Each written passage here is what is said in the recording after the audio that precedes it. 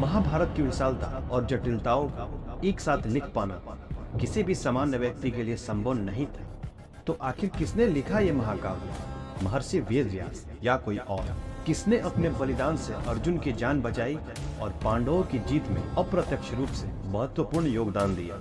और द्रौपदी का 5 भाइयों से विवाह का रहस्य और पूर्व जन्म से जुड़ी भगवान शिव का वो अनोखा वरदान जिसने बदल दिया था द्रौपदी और पांडवों का जीवन। इन सभी सवालों का जवाब आज हम आपको इस वीडियो के माध्यम से देने वाले हैं, तो जुड़े रहिए हमारे साथ वीडियो के अंत।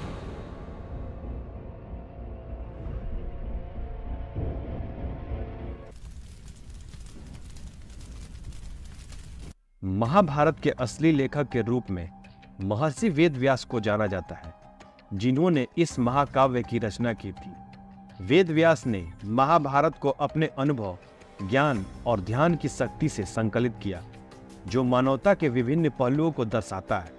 हालांकि वेद व्यास इस महाकाव्य के वास्तविक रचनाकार थे, पर इसे लिखने का कार्य भगवान श्री गणेश ने किया था, जो इस कथा से जुड़ा एक अद्वितीय और रहस्यमय पहलू है। पौराणिक कथा के अनुसार वेद व्यास ने भगवान श्री गणेश से अनुरोध किया कि वह महाभारत को लिखे, क्योंकि इसकी विशालता और जटिलता को एक साथ लिख पाना किसी भी सामान्य व्यक्ति के लिए संभव नहीं था।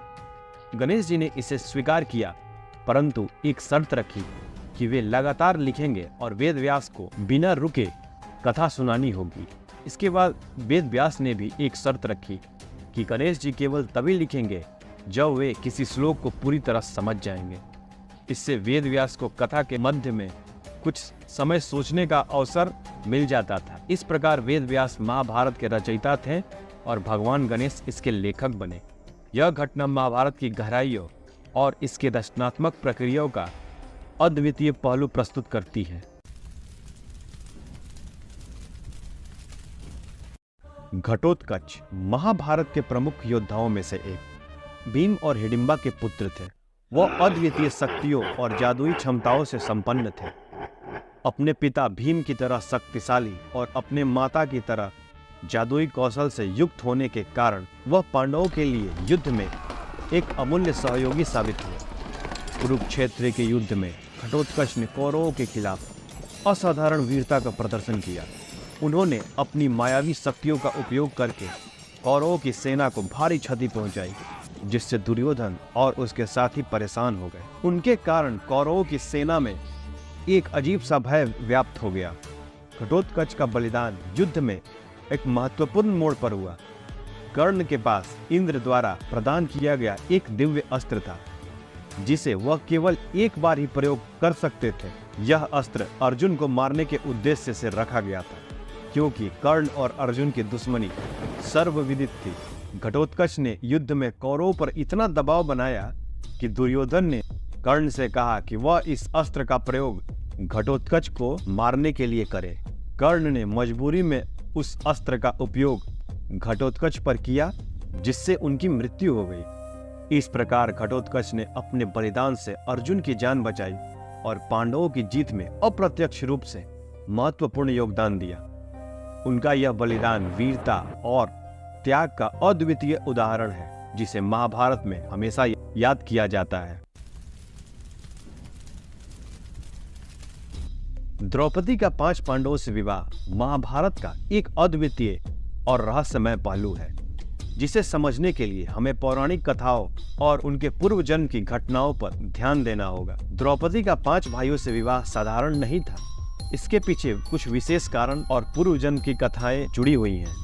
कथाओं के अनुसार द्रौपदी ने पूर्व जन्म में भगवान शिव की कठोर तपस्या की थी और उनसे वरदान मांगा था कि उन्हें एक ऐसा पति मिले जो साहसी, बुद्धिमान, बलशाली, सुंदर और धर्मपरायण हो। भगवान शिव ने उनकी तपस्या से प्रसन्न होकर वरदान दिया, लेकिन गलती से उसने 5 बार वही वर मांगा। इस कारण अगले जन्म में उसे 5 अलग अलग गुणों वाले पति मिले।